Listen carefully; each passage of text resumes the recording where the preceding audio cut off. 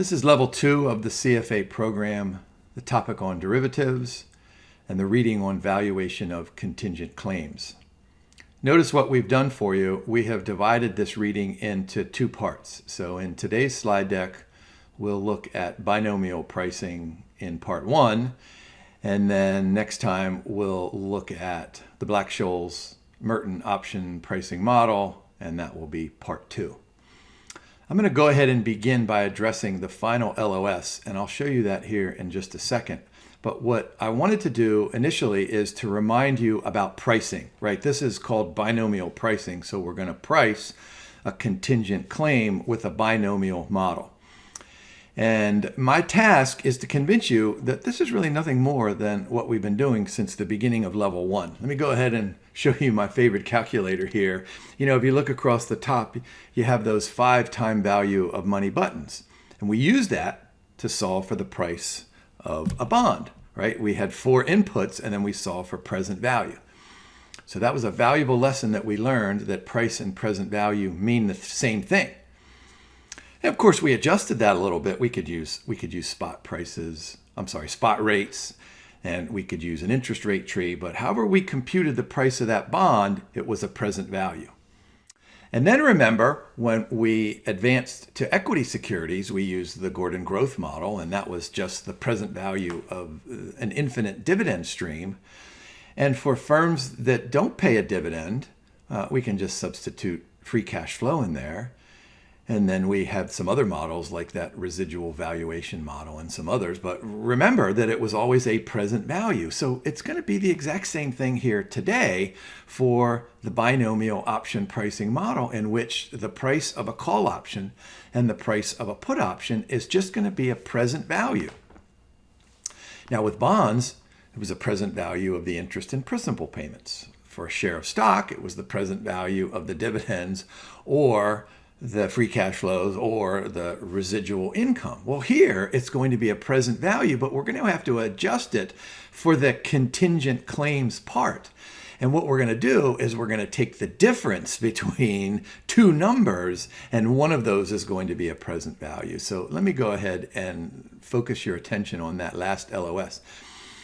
Describe how the value of an option can be analyzed as the, notice it's in bold, present value of the option's expected payoff at expiration. Now, clearly, I haven't fully addressed that LOS, but by the time we get to the last slide or 2 in this slide deck, you'll say to yourselves, oh yes, Jim was right on target at the beginning of this slide deck. So let's look at some of these other LOSs. So describe and interpret binomial option valuation model. All right, so that's going to be a really good task for us today.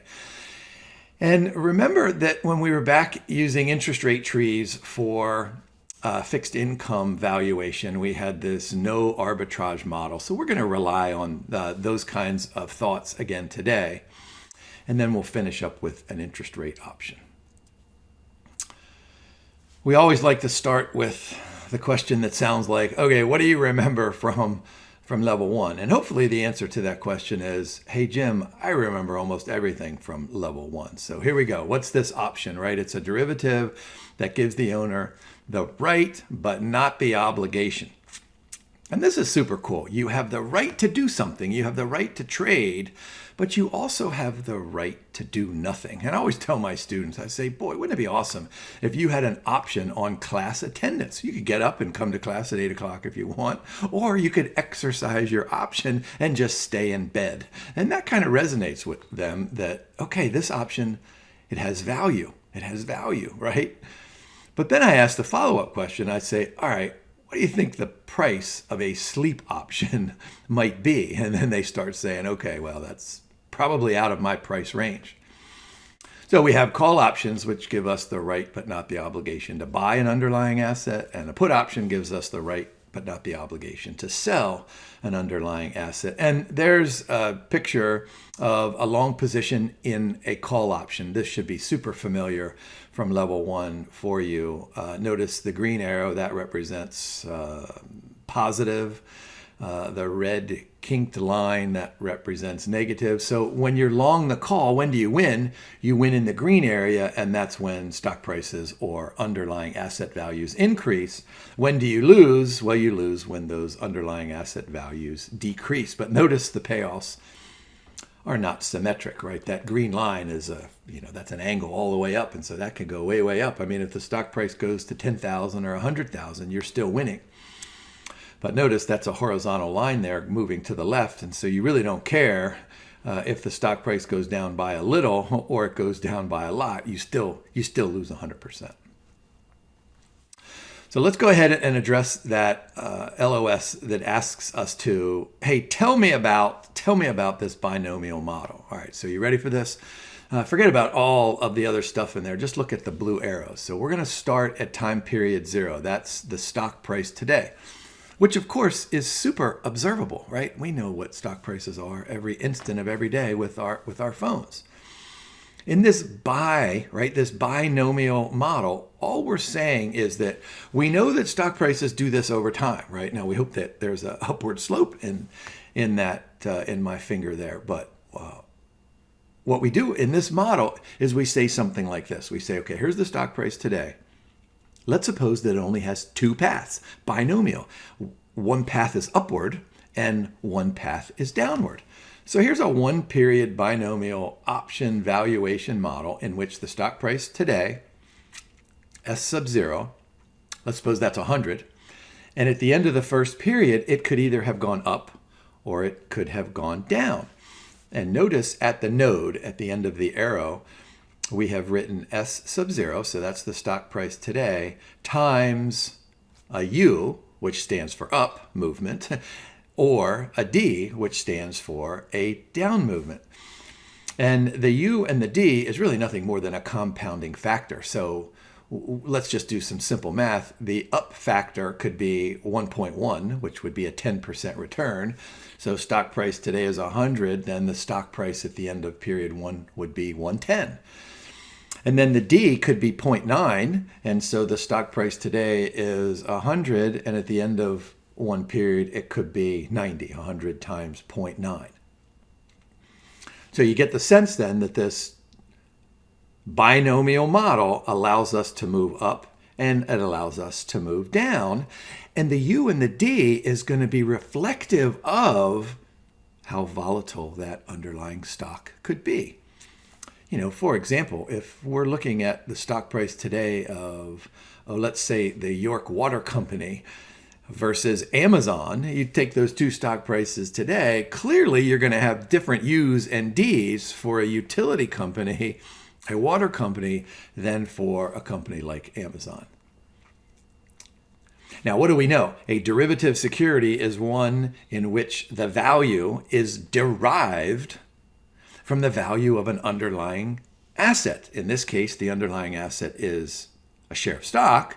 And so the value of the call option then depends on the value of the underlying stock. And so that's what we have there next to the S sub 0 and U. We have the value of the call and the value of the put. Notice there's a subscript U if the stock price goes up. And then look below it, the value of the call and the value of the put. If the stock price goes down, there's the D. And then it's always going to be a maximum of two numbers. Notice that 0 is always in there because you're never going to have a negative call price. So it's the maximum of the difference between the stock price and K. K is the notation that we'll use for the exercise price of the option. So let me just go back here just really quickly here. The owner the right but not the obligation to receive a future payoff, which of course depends on the relationship between the stock price at expiration and the exercise price of the option. So if the stock price goes up, then the call option will be in the money. If the stock price goes down, the call option will be out of the money. And then just the reverse is true for the put option. That's why for the value of the put option, you have the K, you have the exercise price first. In the call option, you have the K, you have the exercise second. All right, so your next question ought to be something like, well, if I have a stock price today at 100, and I know or I estimate that the price one period from today could be 110 or 90, what kind of chances do I have for each of those paths? So notice along the blue arrows, we have written probability. So our probability is going to be noted as the letter Q. And these are risk neutral probabilities. And hopefully you remember this from level 1. Risk neutral meaning nothing more than investors are indifferent to risk. And that doesn't sound too much like reality, but let me point something out to you, that risk neutrality allows us to value a derivative contract as the present value of the expected payoffs discounted at the risk-free rate of interest. And that's super important.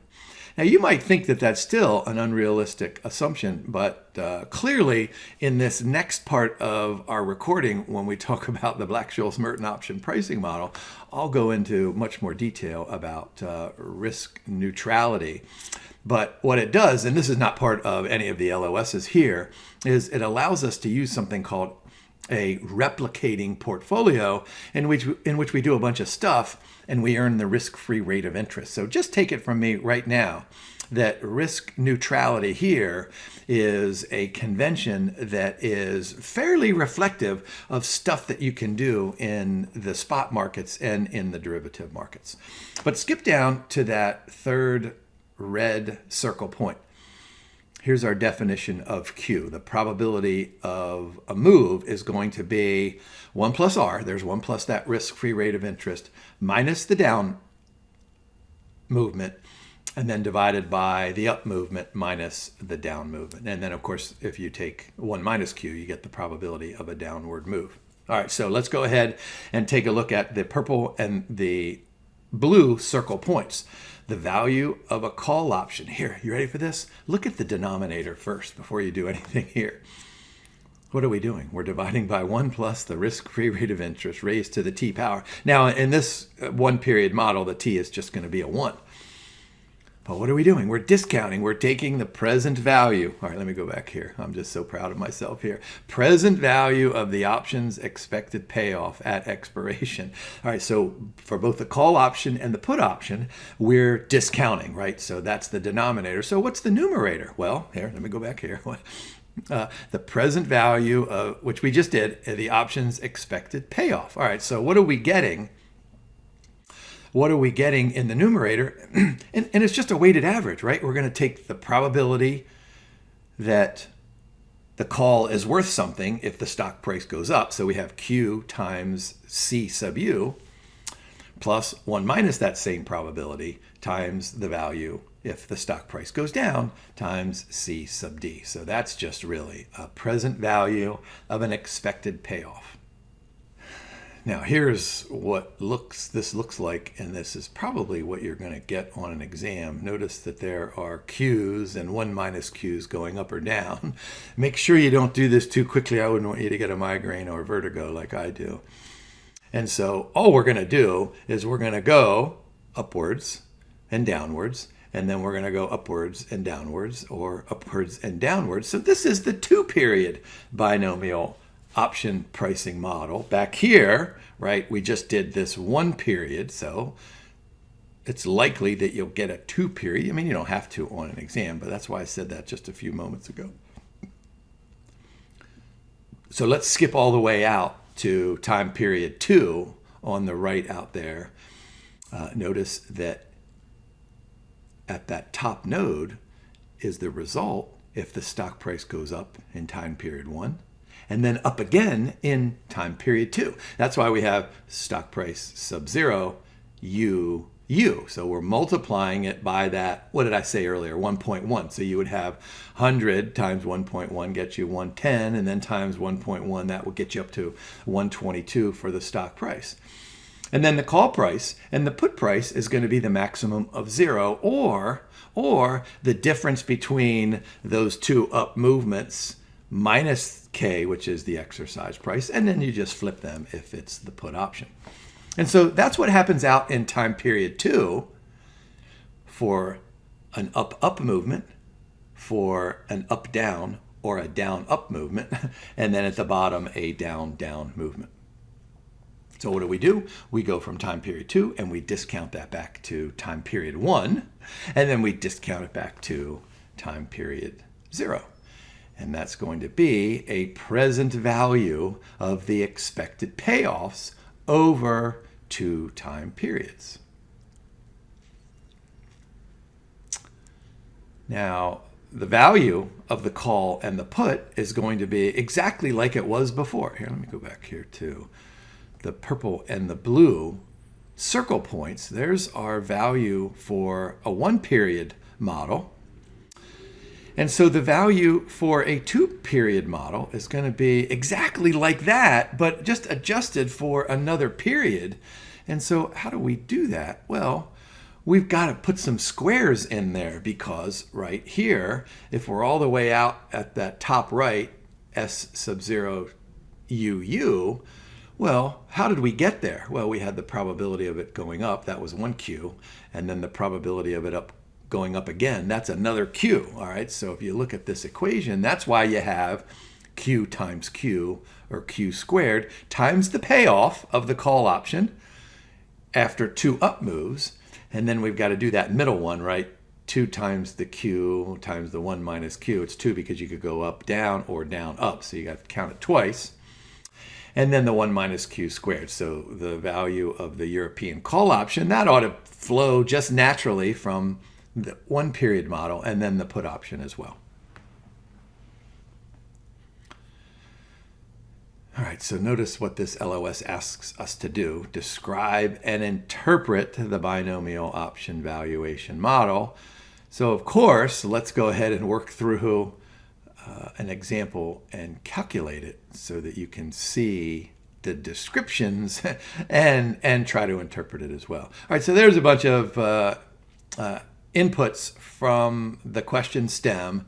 Stock price 60, exercise price 60. So this is an at-the-money call option. Risk-free rate is 4%. Non-dividend paying stock. That's not too terribly relevant for this particular reading, but it could be super important.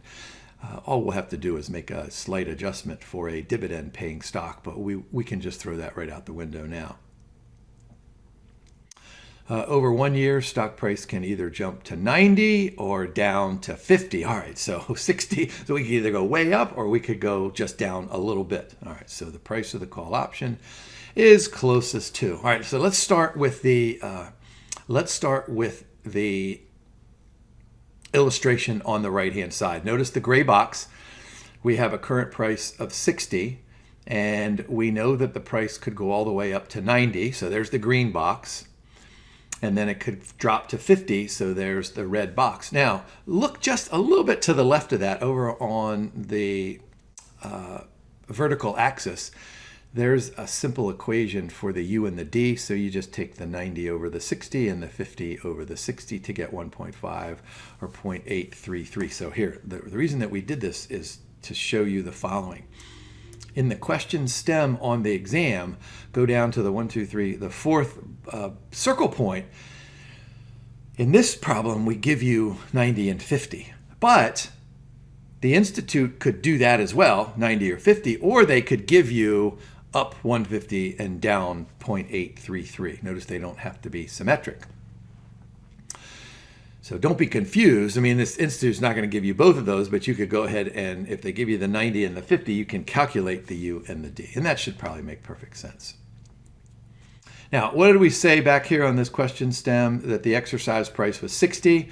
So if the stock price goes up to 90, then what do? We have the right but not the obligation to buy. Remember, this is a call option. The right but not the obligation to buy at 60 when the price of the underlying stock is trading at 90. So that sounds like a good deal, right? So the value of the call option after that up movement, right, C sub U, is 30.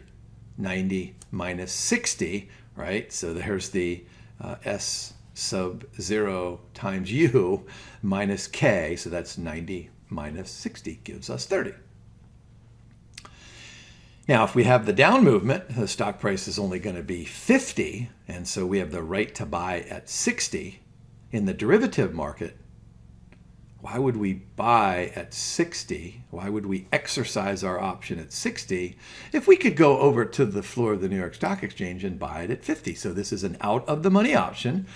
And so there's where we get that maximum of 0, comma, something else, right? So here the value of that call option is 0.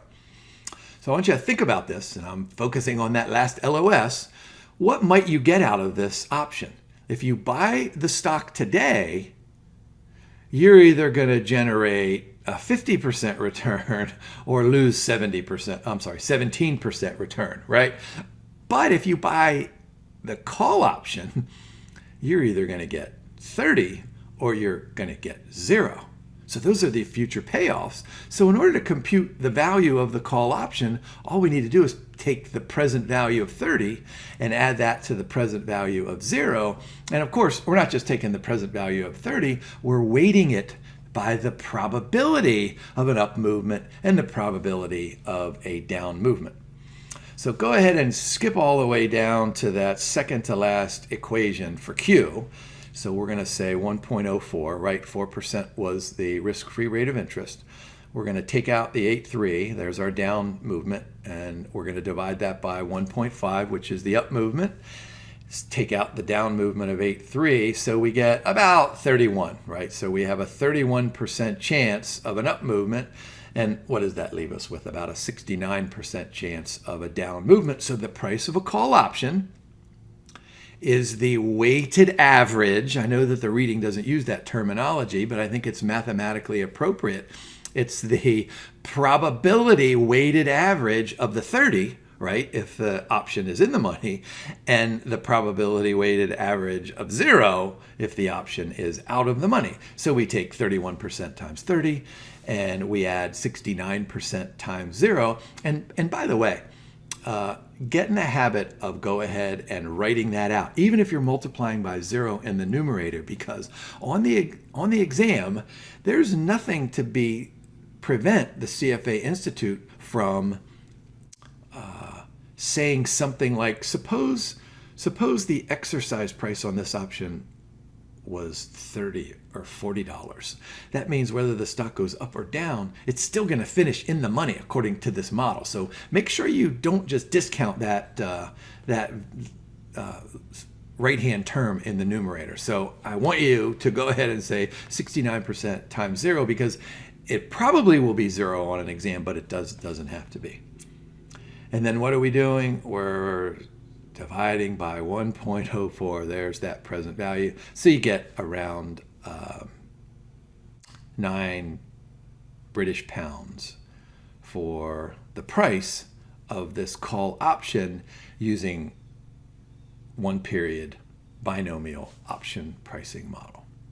Now, of course, the next LOS is going to have us say something like, oh, let's calculate using the 2-period binomial model. So that previous LOS asked us just to describe this for the 1 period, and then we went and calculated it because, of course, this calculation is pretty easy. This one is not too much more difficult. However, you probably can't skip ahead to the 2-period model unless you're comfortable with the 1-period model. So let's go ahead and look at this question stem. Let's see, stock price of 70, risk-free rate 1%. Stock can move up by 10 or down by 10. So that means that the up is 1.1 and the down is 0.9, right? That should make perfect sense. The price of a European call and put. All right, so we're going to calculate call and put prices here using the 2-period binomial model. So there's our equation for the 2-period model, which we know from before. Notice there's the q squared and the 1 minus q squared. And of course, and oh my gosh, don't make this mistake on the exam. Make sure when you divide 1 plus r, make sure you raise it to the 2 power. Because if this is a multiple choice area, you know that one of those answers is going to be divided by just 1 plus r raised to the 1 power. Oh my gosh, how painful would that be to work through all the math and then forget to square it? All right, so here's our 2-period model. So let's go ahead. You guys can get out your calculators if you want. So let's start with 70. The first thing that we need to do to fill in this binomial path is to start with 70, and then we're going to multiply by 1.1. That'll get us our 77. And then we're going to multiply by 0.9. That'll get us our 63. All right, so you can verify 77 and 63.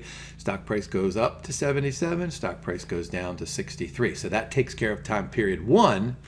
Let's go ahead and do the same thing for time period 2. All we're going to do is take the 77 times 1.1. That gets us up to 84.7. And then let's skip to the bottom one here. Let's take the 63, multiply that by 0.9, and you'll get the 56.70. Now, to get the middle value of the stock, you can either go up to 77 and down to 69.30, or you can go down to 63 and then up to 69.30. What property of mathematics is that? Is that the associative property of mathematics? U times D is equal to D times U. Nothing like a refresher from what you learned in kindergarten, right? Now, of course, we can have 2 up movements, we can have 2 down movements, or we can have 1 of each in the middle. So the value of our stock at the end of time period 2 is going to be 84.70 or 69.30 or 56.70. Now, the question is, of course, all right, well, based on the path of those stock prices, which are based on the U's and the D's, which will be based on the underlying volatility of that asset, we need to figure out the value of the derivative, right? So if the stock price goes up twice, it's worth $84.70. We have an exercise price of $80, so our payoff after 2 up movements is $4.70. That's why we have this in green box there. That's a good thing, right? That's an option that finishes in the money. But notice we have 2 red boxes. We have the right but not the obligation to buy at 80. Well, why would we want to buy at 80? Why would we exercise our option if we can go to the New York Stock Exchange and pay $69 or $56? That's why we have that in red. Those are out of the money options. So those values CUD and CDD is 0 out of the money option. So the next question is, we have this 470, which is the one path that's good for us, and then we have these other 2 paths that is not good for us. And so the question is, well, let's just take the present value of those. So you might be tempted to just say, okay, 470 divided by, what was our interest rate? 1% divided by 1.01. But you've ignored, if you do it that way, you're ignoring the probabilities.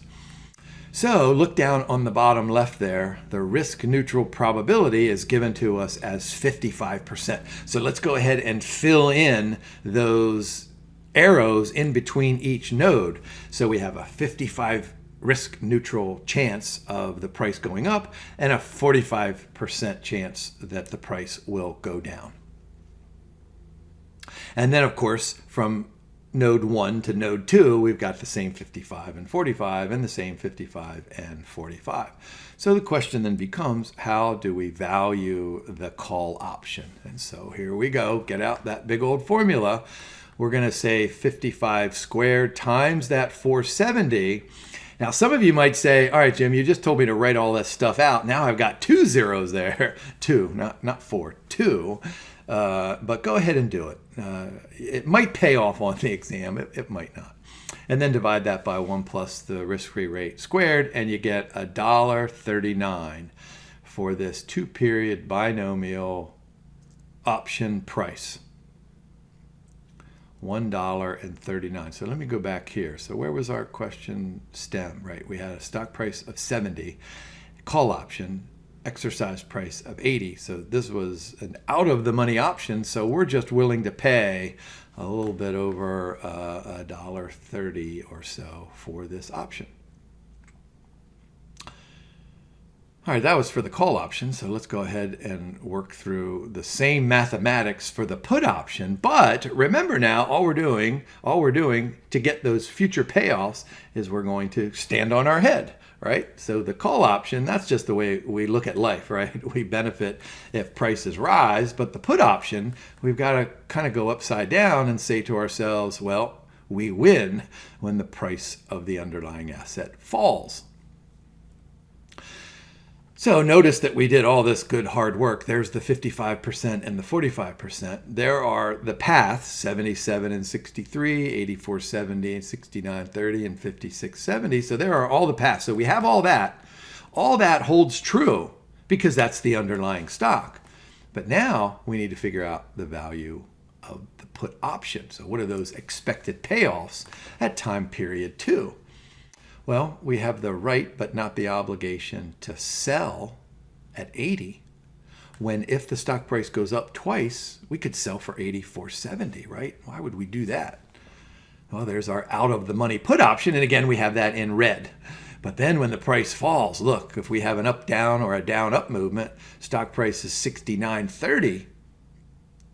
So the value of the put option is going to be the difference between the $80 exercise price and that 69.30. So there's 10.70. Notice that's in green. And then if the stock price goes down twice, oh, this is even better news, right? So we have 56.70. We have the right to sell at 80 so that we've got 23.30 there for the expected payoff after 2 down movements. How are we going to compute the price of this put option? Well, there's our equation. It's virtually identical to what we did with the call option. Geez, do I have to say this again? Notice we're dividing by 1 plus the interest rate squared. There's present value. What's in the numerator? The expected payoffs, which are those red and green boxes. And so if you do all that, you get $9.82 for this in the money put option. Now, here's where we need to make sure that we're super aware of the difference between the European option and the American option. So read a couple of those teardrop points. An American option has an early exercise feature, right? So an American option, you could exercise it today or tomorrow or next week. And I tell students all the time that you're probably not going to exercise an option early because the option has time value. We'll talk about that in the Black-Scholes-Merton model, but sometimes you might. So there's a premium there. The early exercise premium is the American option value minus the European option value. Now, remember I said just a second ago that sometimes you might and sometimes you might not. A lot of it has to do with whether there's a dividend and maybe some other corporate events out there. But look at that third teardrop point. American call options on non-dividend paying stocks do not benefit from the early exercise feature. All right, so let's just take that at its face value here at this point in our discussion on derivative contracts and say something like, you know what, if we're not going to early exercise the option, but we can always sell it. And if we sell it, we'll get the intrinsic value of the option plus the time value of the option. American put options, on the other hand, notice we have this in red bold, may have an early exercise premium and must be checked for early exercise. So this addresses the no arbitrage portion of this LOS. All right, so let's go and look at an example. 2-period binomial model, price of a put option is equal to. All right, you ready for this? So our model is going to be identical, exactly like we had here just a few moments ago. We got 70, we got 77, and 63. Now look, we have this cross out there, 16, 21, so just forget about that for a second. Suppose that's not there. Then we have the 84.70 and the 69 and the 56. All right, so what's happening here is exactly what happened before. We've got the payoffs out there at time period 2. What we need to do is bring those back to the present. But what we need to do is we need to discount those at the present. So notice that if we discount that 69.30 and that 56.70, we might get some other kind of a price. So that's why we have that crossed off 16.21 and we've inserted the 17 there. Let me show you the math here. You ready? At time period 1, so let's go back here. So at time period 1, the unexercised values of the option are determined as follows. And all we're going to do is we're going to take the present value back one period. So let me go here. We're at time period 2, and we're just going to discount those back to time period 1. So we're going to divide by 1 plus the interest rate. So what are we getting here? With that put option, we got a 55% chance of getting 0, right? So we know that's out of the money. But we have a 45% chance of getting 1070. All right, so let me go back here. There's that middle. So we have that 1070 in the middle. All right, hold on to that thought for just a second. For the down movement, we have a 55% chance of getting the 1070 and a 45% chance of getting the 2330. Here, let me go back here, right? 45% of getting 1070, 55% of getting 2330. If we discount that back, we get 1621. So let's think about this. Is early exercise optimal? Now, what do we have there? We've got 477 and 1621.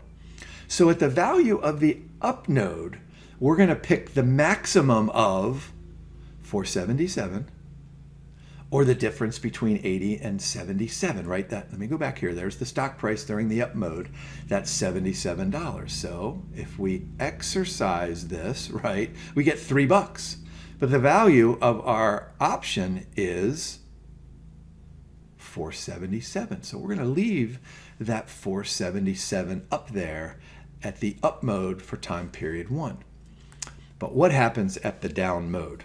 Look, we're going to take the maximum of that present value, which we just calculated right above, and 80 minus the 63, which if we exercise, we get $17.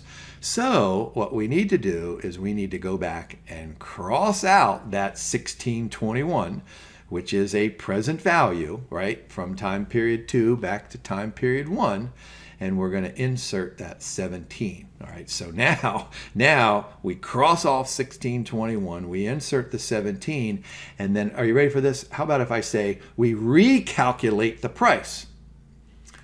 So look at that, where am I down there? In the middle red circle point, the value at time period today is just the present value of the 477 and the 17, not the 1621, which is what we did back in the earlier problem. So now we get 1017. And this makes a lot more sense, right? So you have to pay more than the intrinsic value for the option. So the early exercise premium, 35 cents. All right, let's move on to this concept of a hedge ratio. And before we work through the mathematics of this, let me go ahead and just give you an idea of what a hedge ratio is. I think we did a little bit of this back in level 1. And we talked a little bit about this with callable bonds, at least peripherally we did. A hedge ratio is exactly what you might think that the name means. It's a ratio, and you're using this ratio to hedge. And so remember what a derivative market is. A derivative market is kind of like a side bet. So here's the floor of the New York Stock Exchange, right? So there's all sorts of buying and selling that goes on the floor of the New York Stock Exchange. But over here is the derivative market, right? Let's just suppose it's the call option market. And what are these individuals over here in the call market doing? They're buying and selling, but they're buying and selling based on what's going on over here in the spot New York Stock Exchange market. That's why it's a derivative market. Now, what we know is that you can take positions here in the spot market, and you can take positions here in the derivatives market and form what I kind of call a derivative / spot portfolio. So you have some position in the spot, some position in the derivative. You can use calls and puts for this, and you can generate a risk-free rate of return. And so that's what a hedge ratio is, bro. Hedge ratio is the ratio that makes the trader indifferent to the movement of the underlying asset price. Oh my gosh, let's try to wrap our heads around this. So if we have this, what did I call this? Some kind of a derivative / spot portfolio. If we have this portfolio, we don't care what happens in the spot market. If something bad happens in the spot market, we're hedged. If something good happens in the spot market, we're hedged. This is most likely referred to as delta. And oh my gosh, you're going to just give me a high five when I tell you about delta in the Black-Scholes-Merton option pricing model. So there's the hedge ratio. There's the formula. There's the Greek letter phi. And so the hedge ratio is just a ratio of the difference between the value of the call options after an up or a down movement, CU minus CD, and then divided by the movements of the stock in the denominator. Now remember, we're always interested in arbitrage, and we're always, as a good financial analyst, in valuing securities, we're always interested in a no arbitrage valuation, meaning that when you take the present value of whether it's the interest for and principal on a bond, which we've done in that fixed income series of readings, or a derivative security, all you're doing is taking the present value. When you take a present value and it just happens to equal the current market price, well, that's the no arbitrage valuation. So notice that third teardrop point at the bottom there. A call option is similar to owning some number of units of the underlying asset. So there's the stuff that's going on the floor of the New York Stock Exchange, and borrowing some capital out there that depends on the value of a call option. This is known as a leveraged position. I'll tell you more about that here in just a second. And so, I forgot to say something back here. This call option is similar to owning a certain number of units of the underlying asset and borrowing.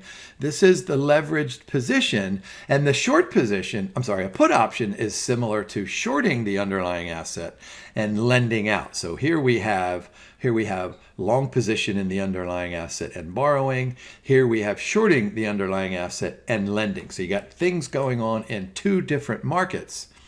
And so that hedge ratio is based on this idea that there are no arbitrage opportunities out there. All right, so let's try to make sense of this with an example. All right, 1 period binomial model, non-dividend paying stock, current price 20. Stock can go up to 25, down to 16, risk-free rate 4%. If we go through all of that stuff that we just did, the value of this option is $2.59, but the market price of the call option is $4.50. So clearly the binomial model tells us something different than the market price, right? So if there is an arbitrage opportunity, what is that? What does the LOS ask us to do? Identify an arbitrage opportunity. Can we earn an arbitrage profit? And the answer is, well, probably yes, if we do it the right way. All right, since the call is overpriced, this is what we're going to do. We're going to sell 100 call options. Remember, we can also say that means we're going to write one. Did I say 100? I meant 1,000. We're going to write 1,000 call options and buy the hedge ratio of shares. So let's do the hedge ratio. So we're going to do 5 minus 0 is 5 in the numerator. We're going to do the 25 minus 16. Let me just remind you of this back here. Look at that first teardrop point. Price can go up to 25 or down to 16. So 25 minus 16, that gets us 9. And so 5 nights, we'll multiply that by the 1,000. And by the way, back here in the question stem, we were told to trade 1,000 call options You may or may not be told that in the question stem, but what I have found over the years of teaching this is that if you go to the 1,000 versus 100 or 10, you can take your hedge ratio out to a bunch of decimal points, so it makes a little bit more sense. So go out to 1,000. It's probably a good habit to get into your brain, just thinking, okay, I'm going to write 1,000 options. So what are we going to do? We're going to buy around 550 shares of stock. And we're going to write 1,000 call options. So notice under that purple teardrop point, the net cost of the portfolio. So we take the 555 shares times the $20 a share, right? Weren't we given that back here? Yeah, current price is 20. So 555 times 20, that gets you some big number, right? And then we're writing these. So we're using the selling of the option to help us finance the purchase of those 555 shares of stock. And we're going to do this because the market price of 450 is over the value of 259. So remember, we said these are overvalued. So what do we get? 66.11 is the net cost of the portfolio. So then let's suppose that we don't want to be out $6,611. Let's go borrow that at 4%. If we borrow that at 4%, we know that at the end of that time period, we're going to have to pay $6,875, right? So think about what's happened here today. Today, we borrow a bunch of money, we write some options, and we buy some shares of stock, and we're left with $0, right? What's those requirements for an arbitrage opportunity? One of them is that you don't have to use any of your own money. This is always the beauty of leverage if it works out, which of course it will in this case. All right, so what happens if the value of the stock price moves up? Well, now we have 555 shares. Now our stock is worth 55, so that's a good thing. But if the stock price moves up, the value of our written options, right? This is not good news. So we've written 1,000 of these, and the stock price moves up to 25. Let me go back here. What was that? We had an exercise price down there at the bottom right of 20, right? So 25 minus 20, that gets us $5 for the value of the call option after an up movement. So you get $8,889. Now, you ready for this? What's the value after the stock price moves down? Well, we take the 555, multiply that by the 16. So that's not good news for our share of stock, but it's good news for writing of the option. Subtract out 1,000 times 0 because the option is now out of the money. And so we're left with the same 889. So let me pause here for just a second. This is what the hedge ratio does. What did I say to you a few moments ago? I said, you don't care if the price goes up. You don't care if the price goes down. You still have your position hedged. And there I just showed it to you mathematically that with this portfolio, what did I call this? I said it was a derivative / spot portfolio. And there you go. No matter what happens, the value of your portfolio is worth almost $9,000. Now, I'm not saying that you want to go out and do this every day because you're not earning any money here, right? It's $88.89. But if you want to hedge, this is something that you can do, and you're locking in to the future value of your portfolio. All right, so take the difference between the two, right? The $88.99 minus that $68.75. What was that? That was the payoff amount of our loan, right? So you get 2014. But remember, that occurs at the end of that first time period. So to get the value today of this arbitrage opportunity, just take the present value. So 2014 divided by 1 plus risk-free rate gives us 1936. There we go. Identify an arbitrage opportunity. So go back here to identify. The key identifactors, is that a word? Look at the third and fourth teardrop points. Value 259, market price 450. That sounds like arbitrage to me. All right, let's move on quickly to the interest rate option. And this works exactly the same way that we just did for the binomial model. The difference is that instead of an underlying share of stock, which, there are really no actual shares of stock anymore. They're all held electronically. But in the old days, you could actually get a physical share of stock. So, I guess you could think of it as a virtual physical asset. I don't really know what that means.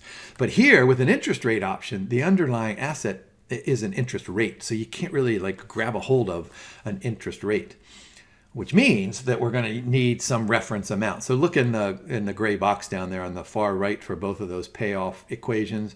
We're going to have to multiply by some notional amount.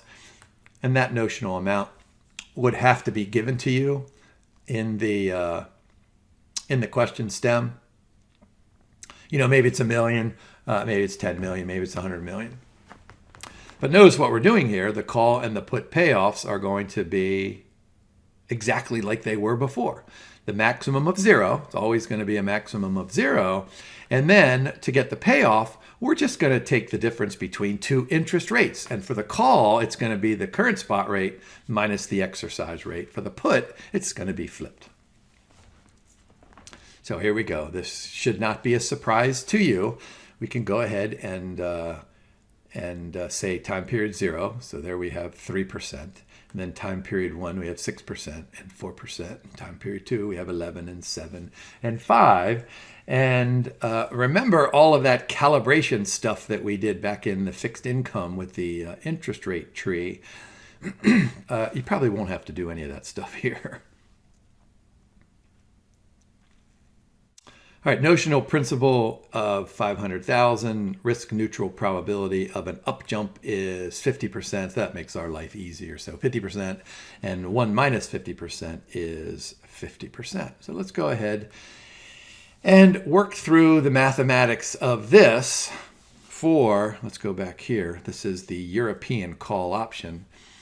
So once again, we can either go up twice, CUU, or we can go down twice, CDD, or we could go up or down and up. So let's figure out those payoffs. Notice what happens. What was our exercise rate down here? I didn't mention that earlier. Look at right above the boxes. The exercise rate is 6%. So in order to determine those payoffs, we're going to take the spot rate, which after 2 up movements is 11%. Subtract that from 6, you get the 5, right? Go down to the bottom. If we have 2 down movements, we have 5%. Subtract that from 6. That's a negative interest rate, so there the max is 0. And then, of course, in the middle, you could go either up or down or up. But either way, you're going to get to that 7%. Here, let me just go back here. There's that 7% in the middle box over in time period 2. Take that from 6%, and you get 1%. So what we're going to do over there in the top right is we're going to just take the present value of the call at time period 1. So we're going to take 50% times that 0.05 plus 50% times that 0.01, divide that by 1.06. So you get the value of 28302. And then you do the same thing. And once again, there's a 0 out there. And you get 004808. And so you use those two numbers as inputs for the value at time period 0. So we're continuing to take present value. And so you get ultimately 01607. So I invite you to go ahead and pause and get out your calculator and make sure all this math is right and that you can accurately replicate this on an exam. So there's the value, excuse me, there's the value of the call. 01607, and then you have to multiply that by whatever notional is given to you in the question stem, so you get 8035. Whoops, I didn't mean to do that. Now, do I even need to mention these last couple of slides? Look at this LOS. Describe, describe, describe present value, right? So what do we have? In the denominator, we have 1 plus the interest rate. In the numerator, we have the expected values of the call option and the put option, and those are weighted by the risk neutral probabilities. And there's the 2-period model as well. So I feel like I really hammered this final LOS. Boy, I'd love to be able to tell you that one of these is more important than the others, but I'm going to go ahead and just say that these are probably equally important. If I were creating questions, I could easily make up a handful of questions for each of these LOSs. But again, I say this repeatedly. Whenever there is a calculate action word, you need to make sure that you know how to calculate. And once you calculate 1 period and 2 period, and for the interest rate option as well, once you do all that calculating, then I think the other LOSs, just kind of fall into place.